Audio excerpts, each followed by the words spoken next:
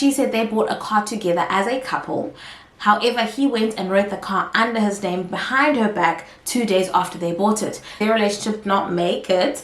However, because they bought this car together, as they split, it seems as if the man took the car and he actually left the city. And it started off with the risk manager from McDonald's South Africa receiving a report, and this report had a video clip depicting someone wearing a McDonald's uniform, spitting in an ice cream cup and placing his hands in a cool drink.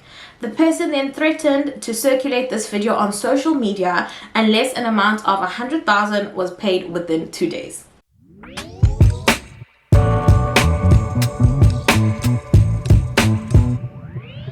So we woke up this week to a tweet from Sweet Revenge where they basically said, I let this slide for too long and wanted karma to deal with you, but I'll deal with you myself at Boat's Revenge. So this has sent Twitter a buzz, which is actually quite normal because Twitter is always losing its head. But basically what happened is that this person, Sweet Revenge, bought a car with their partner. So let me tell you what happened, and let me actually give you some of the tweets because I retweeted and screenshotted everything because I was like, I know Wild Financial Stories would enjoy the story. Not because it's funny, because obviously this is not. But there are so many lessons that we can take from this and just avoid falling into the same trap. Cool. So after that karma tweet, Sweet Revenge then went on and tweeted a second tweet and said that PlayStation 5 looks so good in the car that you stole from me. And she was quoting her ex-boyfriend's tweet. So those who know this couple understand that they were together. I don't really know them. This is my first time seeing them. And I'm obviously seeing the hot stuff because it's not like a breakup. But basically what happened was she said they bought a car together as a couple. However, he went and wrote the car under his name behind her back 2 days after they bought it. So it's as if they bought the car together at the dealership, and then 2 days later this guy went and told the car financing person, actually put it under my name or whatever. I don't really know the details.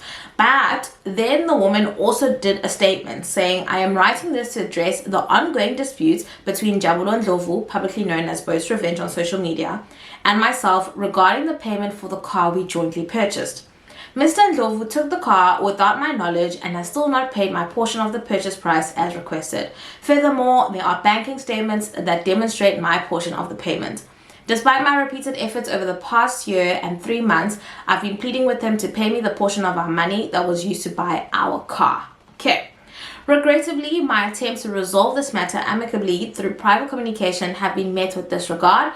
I've made numerous texts and calls to Mr. Ndlovu and even reached out to his mother in an effort to mediate the situation, but to no avail as he has chosen to ignore my entreaties. As a last resort, I have taken to social media to publicly address this issue with the hope that it will prompt Mr. Ndlovu to take this matter seriously. It is unfortunate that I've been forced to rely on such methods, as the situation has caused me significant emotional distress. Legal action will be taking place. I would like to express my gratitude to my loved ones and supporters for their unwavering support throughout this ordeal, blah, blah, blah. This is what Sweet Revenge tweeted. So obviously we're like, how? A whole statement. But guys, it gets guningia. So it turns out that this was actually a YouTube couple. So they have a couples channel, and everyone who follows them or subscribes to them had actually seen their video of them buying the car together. It was a Kia Rio, I believe, and they kind of said we bought a car together. However, those close to the couple have mentioned that there was a bit of infidelity within the couple or cheating or whatever, and I know some people will be like, oh, it doesn't count as infidelity if they're not married. But anyways, their relationship did not make it. However, because they bought this car together, as they split, it seems as if the man took the car and he actually left the city. I think they used to live in Cape Town and then he took it to Johannesburg where he is working now. Okay, so obviously she's very distraught and she's obviously paid an amount, and people keep asking follow-up questions. Some of the questions were like, okay, but how much did you pay? And she's like 50,000. Then people are like, oh, maybe she helped him with the deposit and now she thinks she owns a portion of the car, you know. And I hear that because it's like, oh, just helping someone with the deposit doesn't really mean it's your car. People are also citing other issues of how can you be joint owners of a car, because financing arrangements usually are only for one person unless if the couple is married. However, I don't really know because I've never actually investigated if you can buy a car with a partner that you're not married to, just because that's not a route I'm trying to take. I have spoken about this before in actually the first Wild Financial Stories episode, where I told you guys about how someone wanted to buy a car but they didn't have a great credit record, so someone bought the car on their behalf and they were just paying the installments to him. But as time went, the person stopped paying their friend the money, and then basically the friend was paying for a car that wasn't even theirs. So I've told you guys, this is a very dangerous game. Do not do this. Obviously with couples there are a lot of blurred lines, because where there's love and money there's often a lot of blurred lines, and people just want to give because you know you're so in it. And I get it, I'm a lover girl myself, but I also don't play with my money. So guys, just be very careful. There's a reason why marriage exists. It is to protect you for certain things like this. In this case, well, obviously we don't know all of the details because the guy has been quiet and they've locked their account, so we don't know their side of the story. However, I do hope that they do get their help, and if it is the case that she just helped with the deposit, I do hope that she gets her money back. However, with no formal agreement, this is quite hard because it could have been seen as a gift. And what I always say is, when you guys want to do things with your partners because you're so happy and you're so in love, talk about what happens if worst case scenario you guys do break up. If you're gonna buy these big assets like a car or a house or a bed or whatever, to talk about how are we actually going to split this should things not work out. Hopefully you guys never have to exercise this, but it's great to have it, especially in writing, so that when the cookie crumbles, you guys can just revert back to what you guys agreed on when you were both happy and you were both in your sane minds. And also, before you guys start laughing at Sweet Revenge, I want to tell you that there are so many cases similar to this one. There's so many people who are saying, yo guys, I don't want to laugh too much because the things I've done are worse. And we all know someone who's done something shady. I remember I also saw this tweet from Nokuhle, where she said, when I was young and stupid, I bought a car with my then boyfriend and it was in his name, but 70% of the money came from me. And I tried to help with lobola money to lobola me. If I ever love a man like that again, please beat me up. Yeah, I've heard of this. I've heard of people getting loans to help their boyfriends, to lobola them, which is like, who are you trying to fool? I've also heard of people buying cars. I've also heard, I don't know if you guys have heard of that stereotype, if you are a man dating a nurse, nurses will buy you a taxi, like, you know, because nurses earn pretty well and pretty, like, it's pretty stable, so they can qualify to buy you a taxi or a quantum. So yeah, I've heard of those and all of that. So I don't know, have you guys heard of any other stereotypes? Drop them in the comments so that we can all read about them, and also make sure that we're not falling trap for these same things. Okay, cool, let's get into story number 2. My name is Nokuhle, and I'm a personal finance creator. Some of the videos I've made include how to buy shares, top 10 affordable cars, how to file your taxes, side hustles, interviews, you name it, I've done it. Note, these videos do not constitute financial advice. My aim is to plant the idea, it's up to you to water it. Hello guys, welcome to a new episode of Wild Financial Stories. In this segment of my channel or my podcast, I talk about things that I have seen online, in print or in books, that I think would be really great to share with you guys. I understand in the world of finance there's so much to learn and so much to absorb. However, a lot of us do learn better when we hear stories of things that have happened to people who are just like you and me. So I hope that you guys do enjoy my selection of stories this week.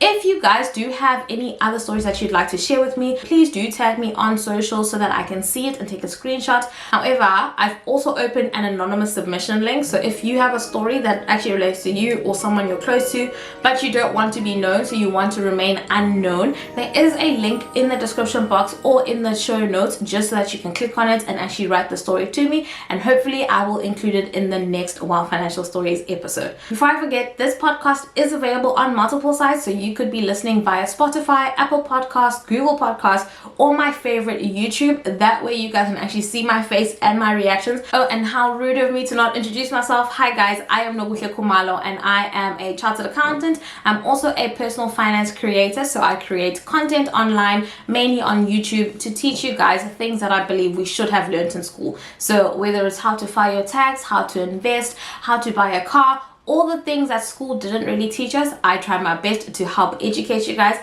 and then you guys can take it from there. Cool, let's get right into the second story. Alright, this story I actually got in the newspaper on the Sunday Tribune. I've cut out the newspaper article, however I will scan it onto the screen so that we can all read it. But basically it says, employees beware, don't bite the hand that feeds you. Okay, cool. So it was written by Hope Mboweni, and Hope is an associate at Shepston and Wiley attorneys. Cool. This was a McDonald's case, and it says on May 13, 2024, the High Court delivered its judgment in the case of Sewotayeng, I don't know how to say that surname, sorry guys, or Setoang Angas versus the state. And this person had been convicted to 10 years imprisonment for extortion and 5 years imprisonment for malicious injury to property. It started off with the risk manager from McDonald's South Africa receiving a report from the Zambezi McDonald's restaurant, and this report had a video clip depicting someone wearing a McDonald's uniform spitting in an ice cream cup and placing his hands in a cool drink. The person then threatened to circulate this video on social media unless an amount of 100,000 was paid within 2 days. Cool. Obviously, McDonald's investigated this, and their CEO was also informed, and they discovered that this video was indeed made by an employee, and the explanation for the threat was that he was angry at how he had been treated by McDonald's. The appellant was then arrested for extortion and malicious injury to property. However, when this guy was sentenced for this, he then appealed, because this case was heard in a regional court. He appealed to the High Court, and I don't know if you guys have heard of any cases or you've been part of any cases, so you know that if a judgment has been laid out here, you can always appeal and go slightly higher and say, I'm not happy with the way it was dealt with here. Please, can you guys intervene? And if you're not happy with the way they deal with it here, you can always go up until you get to the Supreme Court. The Supreme Court is the final layer of the South African law system. So if you're not happy with the Supreme Court, I don't think there's anyone else who can help you. Correction, the Constitutional Court is the highest of them all. I've attached a diagram here so you guys can see. But anyway, so this person appealed. It started off in a regional court, and he was like, nah, I'm not happy. I want to speak to the High Court. This was the McDonald's employee, by the way. And then he raised a couple of points of why he believes he should not have been arrested or charged. Basically, he said that he was motivated by his anger towards his employer. And then he also said that the courts didn't really do much in investigating the root cause of why he did what he did. The worker then also asked if he could be rehabilitated instead of being arrested, because he felt like, you know, he was going through some stuff and he could be better, okay? But basically, the state argued against this and said, we are not going to entertain it because we believe that this was premeditated. Basically, this person thought so long and hard and planned all of this, took the video. It was very premeditated. They also said that he exhibited a high measure of intelligence because he was able to come up with the plan to extort money from his employer. So, you know, the courts weren't really feeling sorry for him. It wasn't a case of, oh, unfair dismissal, or oh, this guy was abused. No, the fact that he wanted money from McDonald's showed that he was smart enough to know that such demands are sometimes entertained. And then obviously this article is meant to teach us, especially because it's written by an associate, but basically they tell us that extortion and malicious damage to property are serious offenses. They not only warrant disciplinary proceedings but also criminal charges, because a lot of times when people do things at work, they just assume they're going to get taken to their work tribunal. It's going to be a warning, you're going to get something within your internal company. However, certain things are actually escalated and are reported as a criminal case at the police station, and then you can also get arrested for that. And that's it, guys. That is the article that I read. I found it so interesting. I did not think that people could potentially even extort their companies. Like, I've worked a couple of years now as well, and I've never, we all get frustrated at work. Work is always stressful, no matter what you do. But I don't think I've ever thought of, oh, how can I make money out of this? So just be very careful, even in your anger. Don't do things that are going to have a lifelong impact. And even if your employer does forgive you, remember that you can still be charged according to the SAPS, and that will not be fun, because a moment of anger could result in like a lifetime of paying back. You can't be replaced. No one else knows what to do. That's why. Alright, this story I don't believe is from South Africa. However, I think that we may relate to certain things. It happens. It's not like a country specific thing. But this was an anonymous message where this person said, I'm a widow with 4 children. Of a truth, I didn't know my 4 children don't belong to my husband. He secretly did DNA and hid it from me. I'm going to fix the spelling and grammar. No wonder I overheard him discussing with his tenants one day that the house is not for sale and if his sons come, they should call him immediately. He is dead. He did a written and video will with 4 different witnesses, 2 lawyers included. He gave his company to his brother, his buses to church, his houses to his siblings. Each got 1. Then the mansion we are living in to his mother, and if his mother dies, to his brother, and if his brother is not alive, to his brother's first son. And he gave an ultimatum for us, me and my children, to vacate within 1 month after his death because the new owners needs to move in. When I questioned the will about why I and my children didn't get anything, they handed me the DNA report. I'm not aware that the children are not his. Why will he be this wicked to treat us like this after all the love we shared when he was alive? Please, can I contest this in court? Cool. So basically, this lady obviously stepped out of her marriage quite a lot, and she didn't know that her husband knew that the children are not his. This is very sketchy, and the thing is, guys, I know this is not a unique situation, and also there's so many nuances, but I also don't want to speak to it as if I know all of the details, but there could be one of 2 things. So one is this woman could have just been cheating on her man the entire time, and I just don't know why the man would suffer through it like that. Like, why would he keep quiet knowing very well that this is happening to the point where he's only getting his revenge when he's dead? He doesn't even get a chance to enjoy it. I don't know. I would love to see the revenge happening whilst I'm alive. I don't know. He's stronger than me. Or maybe he just didn't want to, disturb the balance. He was quite happy with this pseudo life that he had, even though he knew they were lying to him. But yeah, that's one theory. The second theory is one that actually used to happen quite a lot back in the days, where certain men could not have children, and then families intervene. So obviously with this one, I don't think the family intervened because they're not defending her. And maybe they did intervene, but now they're just keeping quiet. But certain times families would intervene when they saw that their sons were not impregnating their wives or whatever. Or maybe even the husband had girlfriends, but none of the girlfriends ever had kids. So then families kind of just assume that, okay, that means our son has fertility issues. They cannot have children. So then they'd actually get someone within the family to come and, make a baby with the wife so that the husband gets children without telling him, because obviously you want to protect his dignity and all of that. But this is a very old thing that they used to do. I don't think they do this anymore, but you guys can correct me if I'm wrong. If you guys know of these things, please do drop us a comment. But I still think this is a very tricky situation. I don't feel sorry for her.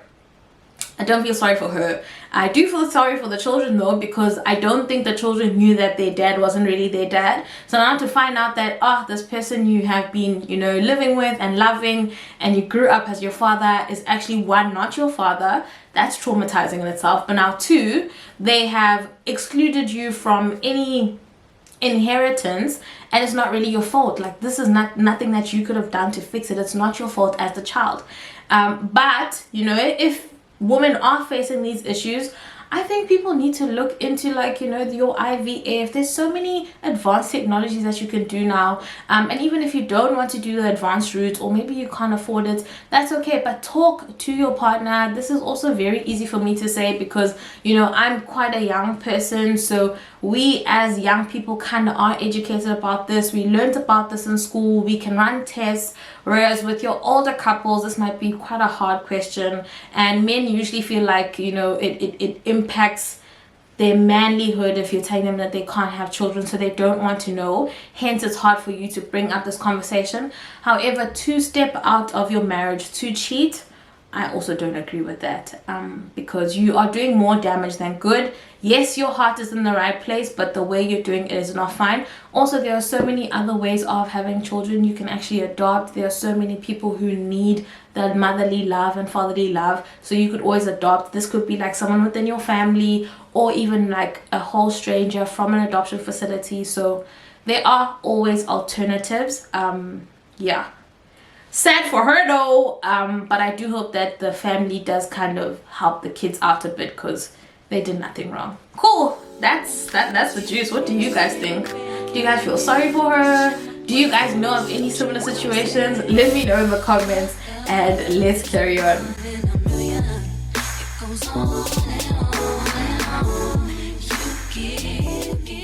Alright, so this isn't really a story, but it's more a tweet that I saw, and it was by Anele Mdoda, who is a radio personality, and she tweeted, "I'm not making it up. There are professions where being married gets you ahead. It's an unwritten rule. Agree or disagree?" And this was part of the conversation on Anele and the club on 947. Cool. So obviously conversations like this will always get people talking. Money and relationships, we will always have debates over this, and I agree, but obviously I'm keen to hear what you guys think in the comments, so do let me know. The reason I'm saying I agree with this statement is because usually I don't know how true it is, and also it's very hard to pinpoint because it's not like in the promotion document they're gonna write so and so got married so they deserve a promotion. There's gonna be other ways of justifying it. Please note, the following is not my opinion. I am outlining the theories that certain industries use, which I actually believe are flawed. So let me tell you.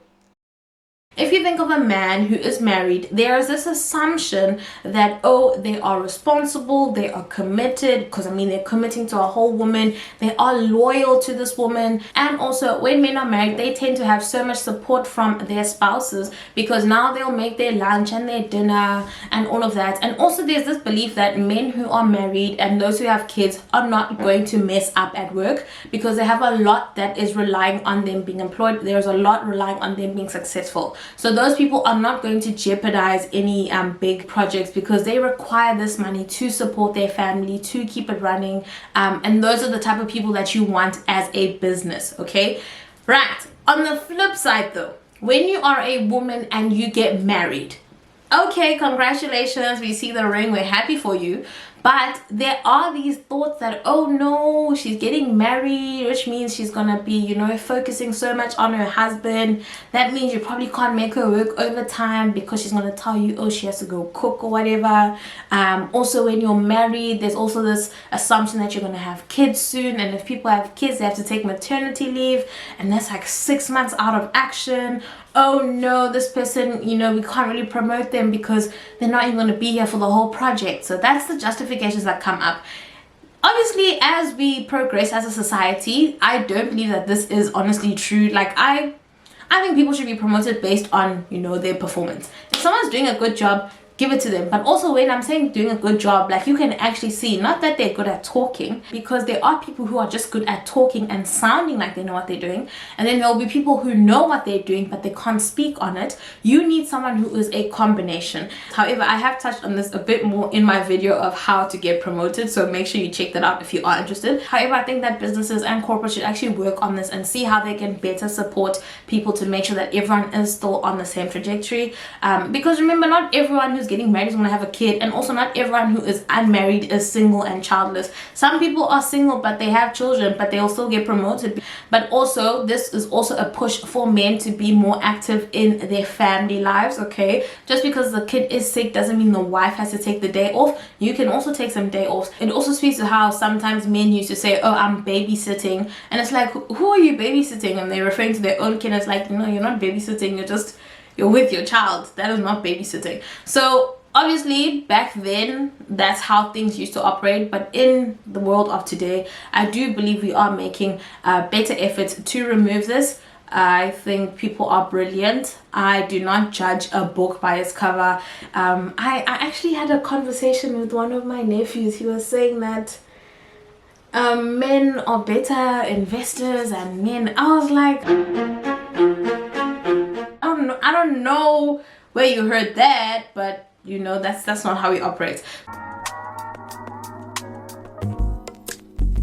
It's not that I don't want you here. It's something about the way you stare into my eyes. Alright, next story is from Taliban, or Flight Mode BG. I think this is a fake name, obviously. But he wrote in, I think it's Setswana, but he says Nagang Nakhanya gore you'll be at FNB being assisted by a baddie. Answer one of the nonsense that is in your account isn't good. And then he said he's having a bad morning. Basically, he went to FNB, his bank, to get assisted for something, but the person who's helping him was a really hot person, like his type, gorgeous Han, a baddie, and now the baddie can see all the nonsense that's going through his account, so he says. And you know, guys, this is actually very funny. It's very funny because sometimes when I am making purchases, so because I don't really walk into my bank that much, I really don't need anything in a bank, but like when I swipe, I'm always like, I wonder if my private banker is going through my transactions, like, what is this girl doing? Like, she knows she can't afford those KFC dumplings, wenzani type of thing. So I don't know, do any of you work at a bank, or do you know people who work at a bank? Do they look at us like this? Do you guys still look at the numbers and like judge, or is it just whatever? You've seen so many accounts, so many transactions, so you're kind of desensitized to it. But yeah, anyways, I know that I don't make things clear. and then last story for this episode. So village lawyer Malachi, I think this person always has very funny tweets, so they always come up and I always screenshot them. But, and obviously I'm not saying I'm agreeing to what they tweeted because I don't know, but they said, quick tip: if a debt collector calls you to demand payment on some old account, don't be too quick to acknowledge the debt. If in the past 3 years you never paid a cent towards the debt, never make an arrangement to pay, wada, blah, blah, blah. So he's wrote a long thing. I don't want to get into it because I'm not discussing that. I will do a whole separate video on that once I've, concluded my research. There's a lot that I'm also trying to learn because, yeah. Anyways, not the point. But the point of this is that someone commented, his name is Sbu. I can't see his handle because I obviously didn't take a screenshot of it. But Sbu says he took a 10,000 Rand loan from African Bank and later stopped paying. After 4 years, he had to change his surname to his father's side. When some MBD agents, so like your actual bank will sometimes sell off your debt to someone else, so then that other agent will be following up on the debt, which is what happened in this case. So Sbu says, when some MBD agent calls for Mr. Molete, I tell them that I'm not that person, I'm lagging. So this is funny because this is the internet, guys. Sbu on my units is just sharing how he, one-upped African Bank, how he's so smart. And African Bank commented and said, oh. So guys, let this be your lesson. Number one, brands and companies are always searching their name on social. So if you're going to write about them, they're going to see it, right? 2, pay your loans, like pay back your loans. Please don't get a loan that you can't pay back. Also, you think you've won, but you've probably tanked your credit score so much. So is it really worth it? And then 3, remember that social media is actually still real life. So Usbu, I'm assuming the loan he took was Sbu Molete. And now he's told us on Twitter that his new surname is Sbu Mlangeni. African Bank has probably taken the screenshot. They are probably processing it again to say, all right, guys, call for Sbu Mlangeni. And they've obviously got the proof. So he's obviously acknowledged the debt because he did say he took a 10K loan. And obviously, I don't know how advanced the IT departments are. So I don't know if they can track him and find him based on his Twitter, but I don't think it'll be hard. That's it for me and Wild Financial Stories. This has been episode 9. Thank you so much for tuning in, guys. I hope you've enjoyed that. If you have, please do tip us with a like, so give us a thumbs up, and also drop us a comment and tell us which story you enjoyed the most. We had the girlfriend buying a car with her boyfriend and now she wants it back. We had the McDonald's employee who spat in an ice cream cup. We had the woman who had children that were not her husband's and got nothing in the inheritance. People told us about the benefits of being married. And then we had someone who told us about how awkward it is being helped by a baddie or someone that they have a crush on at the bank. And then lastly, we had Sbu, who obviously told us that he took a 10,000 Rand loan and did not pay it back. So let us know which story you enjoyed the most. And please, guys, do remember I am taking in submissions. So if you do have a story that you'd like to share with us, or you'd like to ask us like how we deal with it as a community, please do drop it in the link. I have an anonymous link, so I will not know who sent what message. But please don't make up stories because it kind of defeats the purpose. All right, cool. Thank you so much, guys. I hope you've enjoyed this. My name is Nokuhle, and I'll see you in the next one. All right, bye-bye, guys.